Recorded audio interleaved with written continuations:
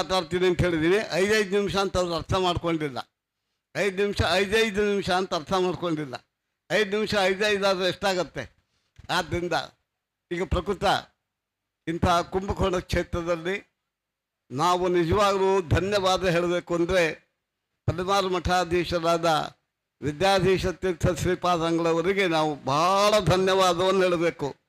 ಇಂಥ ಒಂದು ಸನ್ನಿಧಾನದಲ್ಲಿ ಸುಧಾಮಂಗಳದ ನೆಪದಿಂದ ನಮ್ಮನ್ನೆಲ್ಲ ಕರೆಸಿ ದೇವರ ದರ್ಶನ, ಸುಧಾ ವಾಕ್ಯಾರ್ಥದ ವಿಚಾರ, ಪಂಡಿತರ ಜ್ಞಾನದ ಮಟ್ಟಗಳು ಎಷ್ಟೆಷ್ಟಿದೆ ಎಂಬುದನ್ನು ನಮಗೆ ತಿಳ್ಕೊಳ್ಳಿಕ್ಕೆ ಅನುಕೂಲವಾಗುವಂತೆ ವಾಕ್ಯಾರ್ಥ ವಿಚಾರವನ್ನು ಏರ್ಪಾಡು ಮಾಡಿದ್ದಾರೆ.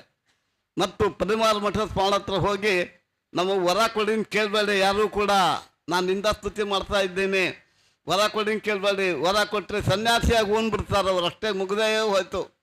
ಯಾಕೆಂದರೆ ನಾನು ಮಧ್ವಿಜ ಹೇಳಬೇಕು ಅಂತ ಉಡುಪಿಗೆ ಅವರು ಪರ್ಯಾಯದಲ್ಲಿ ಹೋಗಿದ್ದೆ.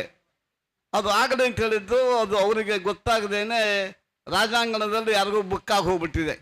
ನಾವು ಹೋದೆ, ನಾವು ಹೇಳಿದ್ದೆ ಸ್ವಾಮಿ ಅಂತ ಕೇಳಿಕೊಂಡೆ. ಆವಾಗ ನಾವು ಪೂರ್ವಾಶ್ರಮದಲ್ಲಿ ಕೇಳ್ಕೊಂಡಿದ್ದಕ್ಕೆ ಏನಾಗಿದೆ, ಹೀಗೆ ಯಾರಿಗೂ ಕೊಟ್ಬಿಟ್ಟಿದ್ದಾರೆ, ಏನು ಮಾಡೋದು. ಆದರೆ ಬಂದವರನ್ನು ವಾಪಸ್ ಕಳಿಸ್ಬಾರ್ದು ಅಂಥೇಳಿ, ನೋಡಪ್ಪ ನಿಮಗೊಂದು ಜಾಗ ಕೊಡ್ತೀನಿ, ಅಲ್ಲಿ ನೀವು ಹೇಳಬೇಕು, ಶ್ರೀಕೃಷ್ಣನ ಎದುರಿಗೆ ಚಂದ್ರಶಾಲೆಯಲ್ಲಿ ನೀವು ಹೇಳಬೇಕು.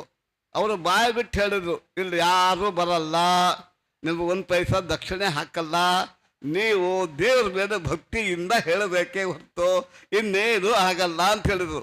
ನನಗೆ ಇಂಥ ಆನಂದ ಆಯಿತು. ಈ ದಕ್ಷಿಣೆ ದಾನ ಕಟ್ಕೊಂಡು ಏನು ಮಾಡಬೇಕು, ಚಂದ್ರಶಾಲೆಯಲ್ಲಿ ಕೃಷ್ಣನ ಎದುರಿಗೆ ಮಧ್ವಿಜಯ ವರ್ಣನ ಮಾಡೋ ಭಾಗ್ಯ ಬಂತಲ್ಲ, ಅದನ್ನು ತಂದು ಕೊಟ್ಟಿದ್ದಾರಲ್ಲ ನಮ್ಮ ಯಾವ ಪದ್ಮಾರ ಮಠ ಸ್ವಾಮಿಗಳು. ಇದಕ್ಕಿಂತ ಭಾಗ್ಯ ಬೇಕೇ? ಅದರಿಂದ ಏನಾಯಿತು, ಅದು ಕೊನೆಗೆ ಬಂದು ಮಂಗಳದ ದಿವಸ ನಿಮಗೆ ಬಹಳ ಶ್ರೇಯಸ್ಸಾಗಲಿ ಅಂದರು. ಕೃಷ್ಣನ ಮುಂದೆ ನಾವು ಮಧ್ವಿಜಯವನ್ನು ನಿರಪೇಕ್ಷೆಯಿಂದ ಹೇಳಿದ್ದಕ್ಕೆ ಮಾಧವ ತೀರ್ಥರ ಮಠದ ಪೀಠಾಧೀಶ್ವರರಾಗಲಿ ಅಂತ ಮಾಡಿಬಿಟ್ಟಿದ್ದಾರೆ. ಬಹಳ ಹುಷಾರು, ಅವರ ಹತ್ರ ಹೋದರೆ ಆಶೀರ್ವಾದ ಮಾಡಿದರೆ ಸನ್ಯಾಸಿ ಆಗಿಬಿಡ್ತೀರ. ಇಂಥದ್ದೆಲ್ಲ ಶಕ್ತಿ ಅವರಿಗೆ ತುಂಬ ಇದೆ. ಮತ್ತು ಅವರ ಪ್ರವಚನ ಶೈಲಿ ತುಂಬ, ನಾನು ಎಷ್ಟೋ ಕೇಳಿದ್ದೀನಿ, ಬಹಳ ಚೆನ್ನಾಗಿದೆ. ಇದು ನಾವು ಬರ್ತಿರೋದು 2ನೇದು 3ನೇದು ಸುಧಾಮಂಗಳ, ಭಾಳ ಚೆನ್ನಾಗಿ ನಡೆಸ್ತಾರೆ.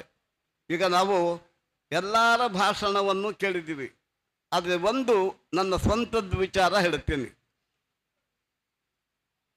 ಏಕವಿಂಶತಿ ಕುಭಾಷ್ಯ ದೂಷಕಂ ಬ್ರಹ್ಮಸೂತ್ರಗಣ ಭಾಷ್ಯಮದ್ಭುತಂ ಅಪ್ಯದೂಷ್ಯ ಮತನೋದನಂತಧೀರ್ ಭೂತಭಾವಿ ಭವದಾತ್ಮ ಬಿಕ್ವಜತೆ. ಇದನ್ಯಾಕೋ ನಾನು 10 ಕಡೆ ಹೇಳಿದ್ದೀನಿ, ಎಷ್ಟು ಕಡೆ ಹೇಳಿದ್ರು ನನಗೆ ತೃಪ್ತಿ ಇಲ್ಲ, ಇನ್ನೂ ಹೇಳಬೇಕು ಅಂತ. ಇಲ್ಲಿ ಏಕವಿಂಶತಿ ಕುಭಾಷ್ಯ ದೂಷಕಂ, 21 ಭಾಷ್ಯಗಳನ್ನು ದೂಷಣ ಮಾಡ್ತಕ್ಕಂಥ ಯಾವ 22ನೇ ಭಾಷ್ಯ ಶ್ರೀಮದಾಚಾರ್ಯರ ಭಾಷ್ಯ. ಅದು ಹೆಂಗಿದೆ? ಅದ್ಭುತವಾಗಿದೆ. ನಾವೇನಂತೀವಿ, ಅದ್ಭುತ ಅದ್ಭುತ ಅದ್ಭುತ. ಇವತ್ತಿನ ಅಡುಗೆ ಹೆಂಗಿತ್ತು? ಅದ್ಭುತವಾಗಿತ್ತು. ಈ ಚಿತ್ರ ಹೆಂಗಿದೆ? ಅದ್ಭುತವಾಗಿದೆ. ಅದ್ಭುತಕ್ಕೆ ನಾವು ಅಷ್ಟೇ ಹೇಳ್ತೀವಿ, ಆದರೆ ಆ ಅದ್ಭುತ ನಮ್ಮ ಮನಸ್ಸಿಗೆ ಬಂದ ಅರ್ಥ ಅದಲ್ಲ. ಅದ್ಭುತ ಅನ್ನೋದ್ರಿ ಅದ್ಭುತ ಅಂತ 2 ಪದ ಮಾಡ್ಕೊಳ್ಳಿ. ವರ್ಣಾಗಮೋ ವರ್ಣ ವಿಪರ್ಯಶ್ಚ ಧಾತೋಸ್ತದರ್ಥಾಗಮ ನಿಶ್ಚಿತ ಇವಂ ವಿಧೆ ಪಂಚವಿಧಂ ನಿರುಕ್ತಂ. ನಿರುಕ್ತದಲ್ಲಿ 5 ವಿಧವಾಗಿ ವರ್ಣವನ್ನು ದೀರ್ಘ ಮಾಡ್ಕೋಬಹುದು, ಹ್ರಸ್ವ ಮಾಡ್ಕೋಬಹುದು, ಪದವನ್ನು ಸೇರಿಸ್ಬೋದು, ಇದ್ದ ಒಂದು ಅಕ್ಷರವನ್ನು ತೆಗೆದುಹಾಕ್ಬಹುದು ಅಂತ ನಿರುಕ್ತದಲ್ಲೇ ಇದೆ. ಆದ್ದರಿಂದ ಭೂತ ಅನ್ನೋಲ್ಲಿ ಉಕಾರ ಇದೆ, ಭೂ ಏನಿದೆ, ಆ ಭೂ ಅನ್ನೋ ಉಕಾರವನ್ನು ದೀರ್ಘ ಮಾಡ್ಕೊಳ್ಳಿ, ಭೂತ ಅಂತಾಗತ್ತೆ. ಅದ ಭೂತ. ಭೂತ ಅಂದರೆ ಆಚಾರ್ಯರ ಅವತಾರ ಮಾಡೋದಕ್ಕಿಂತ ಪೂರ್ವದಲ್ಲಿ ಏನು 21 ಭಾಷ್ಯ ಬರೆದಿದ್ದರೋ ಆ 21 ಭಾಷ್ಯಗಳನ್ನು ಆಚಾರ್ಯರ ಭಾಷ್ಯ ಅಧಭಕ್ಷಣೆ ನುಂಗಿ ಹಾಕುವಂತಹ ಭಾಷ್ಯ ಶ್ರೀಮದಾಚಾರ್ಯರ ಭಾಷ್ಯ ಅಂತ ಈ ರೀತಿಯಾಗಿ ಅರ್ಥ ಮಾಡ್ಕೊಂಡು ಹೇಳ್ತೀವಿ. ಇದರೊಳಗೆ ನಮ್ಮದೊಂದು ವಿಚಾರ ಇರುತ್ತೆ. ವಾದಿರಾಜರು ಕಾಳಿದಾಸ ಅಭಿಜ್ಞಾನ ಶಾಕುಂತಲ ಗ್ರಂಥ ಬರೆದಿದ್ದಾರೆ. ಅವ್ರದ್ದೆಲ್ಲ ಆಗಿನ ಕಾಲ ಅವರ ಯೋಗ್ಯತೆ ಬೇರೆ. ನಾವು ಕೂಡ ಯಾಕೆ ಬರೀಬಾರ್ದು ಒಂದು ನಾಟಕನ ಅಂತ ನಾವು ಸಂಸ್ಕೃತದಲ್ಲೇ ನಾಟಕ ರಚನೆ ಮಾಡಿ ಹಾಕಬೇಕು. ಏನು ಮಾಡಬೇಕು, ಅವನಿಗೆ ಅಭಿಜ್ಞಾನ ಶಾಕುಂತಲ ಬರೋದಕ್ಕೆ ಉಂಗುರದ ಪ್ರಸಕ್ತಿ ಬಂದು ದುಷ್ಯಂತರಾಜನ ಕಥೆ ತಗೊಂಡು ಬರೆದಿದ್ದಾನೆ. ನಾವೇನು ಮಾಡಬೇಕೀಗ ಯೋಚನೆ ಮಾಡಿದೆ. ಹರಿಶ್ಚಂದ್ರ ಸ್ಮಶಾನ ಕಾಯ್ತಿದ್ದಾಗ ಅವನ ಹೆಂಡತಿ ರೋಹಿತಾಶ್ವ ಮಗನನ್ನು ಕರ್ಕೊಂಬಂದು ಅದರ ಕ್ರಮ ಮಾಡುವ ಕಾಲಕ್ಕೆ ದುಡ್ಡಿಲ್ಲದಿದ್ದಾಗ ನಿನ್ನ ಕೊರಳಲ್ಲಿ ಕಾಣ್ತಕ್ಕ ಮಾಂಗಲ್ಯ ಕೊಡು ಅಂತ ಕೇಳಿದ್ದಾನೆ. ಆಗ ಆ ಮಾಂಗಲ್ಯ ಹರಿಶ್ಚಂದ್ರನ ಹೊತ್ತು ಮತ್ತೊಬ್ಬರಿಗೆ ಯಾರಿಗೂ ಕಾಣಲ್ಲ.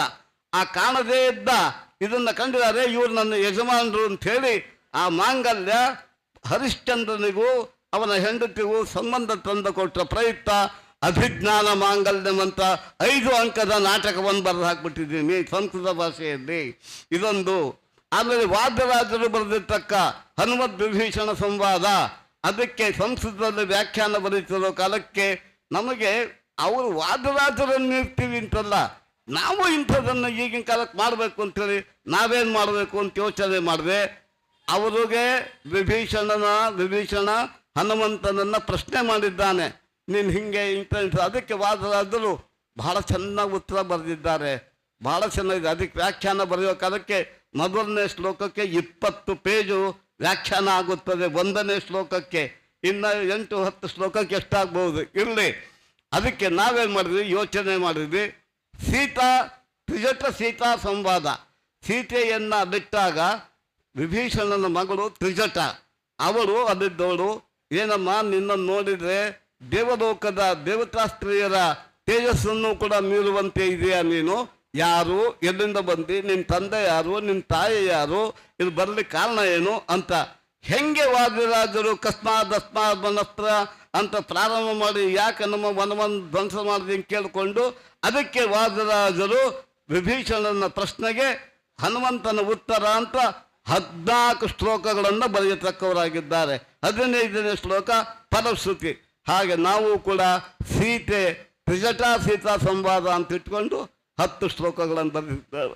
ಇನ್ನು ಎಷ್ಟು ಏಕಶ್ಲೋಕಿ ಅದರೊಳಗೆಲ್ಲ ಬೇಕಾದಷ್ಟು ಮಧ್ವಿಜ, ಮಣಿಮಂಜರಿ, ಮತ್ತು ಕಾಟಗೋಪನಿಷತ್ತು, ತತ್ವಸಂಖ್ಯಾನ, ಮಾಯಾವಾದ ಖಂಡನ ಎಲ್ಲ ಒಂದೊಂದೇ ಶ್ಲೋಕದಲ್ಲಿ. ಮುಂದಿನ ಜನಾಂಗ ನಮ್ಗಿಂತ ಬುದ್ಧಿವಂತರು ಬರ್ತಾರೋ ನಮ್ಗಿಂತ ದಡ್ರು ಬರ್ತಾರೋ ಯಾರಿಗೆ ಗೊತ್ತು.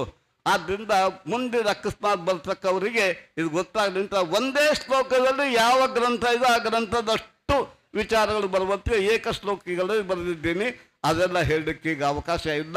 ಇನ್ನೊಂದು ಸತಿ ಬಂದಾಗ ನಾವು ಮೊದಲು ಅವಕಾಶ ಕೊಟ್ಟಾಗ ಹೆಚ್ಚು ಅವಕಾಶ ತಗೊಂಡು ಏಕಶ್ಲೋಕದಿಂದ ಮಾಡಿರ್ತಕ್ಕಂಥ ಅನೇಕ ಗ್ರಂಥಗಳು, ಮಧ್ವ ವಿಜಯಕ್ಕೆ ಪ್ರತಿ ಸರ್ಗಕ್ಕೂ ಒಂದೊಂದು ಶ್ಲೋಕ, ಭಾಗವತಕ್ಕೆ ಪ್ರತಿ ಸ್ಕಂದಕ್ಕೂ ಒಂದೊಂದು ಶ್ಲೋಕ, ರಾಮಾಯಣದಲ್ಲಿ ಒಂದೊಂದು ಕಾಂಡಕ್ಕೂ ಒಂದೊಂದು ಶ್ಲೋಕ, ಆಯಾ ಕಾಂಡದ್ದು ಒಂದೇ ಶ್ಲೋಕದಿಂದ ಎಲ್ಲವನ್ನು ಮಾಡ್ತಕ್ಕಂಥದ್ದು.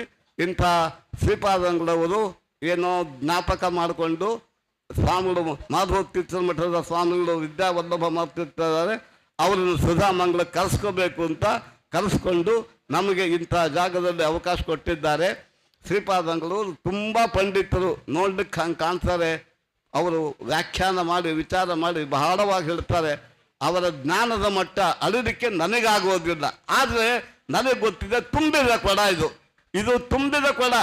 ಆದ್ದರಿಂದ ಇಂಥ ಜ್ಞಾನ ತುಂಬಿದ ಕೊಡ ಇವ್ರಿಗೂ ನಮಗೂ ಕೂಡ ದೇವರು ಇದರಂತೇನೆ ವಾದಿರಾಜರು, ರಾಯರು, ವಾದಿರಾಜರು ಎಲ್ಲ ಕೊನೆ ತನಕ ಇರ್ತಕ್ಕಂಥ ನಿಕಟ ಸಂಬಂಧವನ್ನು ಕೊಟ್ಟು ಪ್ರತಿ ಮಂಗಳಕ್ಕೂ ಕರೆಸ್ಕೊಳ್ಳುವಂತೆ ಮಾಡಲಿ ಅಂತ ಕೇಳ್ಕೊಂತ ನಮ್ಮ ಭಾಷಣವನ್ನು ಮುಗಿಸ್ತೀನಿ. ಹರೇ ನಮಃ. ಶ್ರೀ ಕೃಷ್ಣಾರ್ಪಣಮಸ್ತು. ಹರೇ ನಮಃ. ಹರೇ ನಮಃ.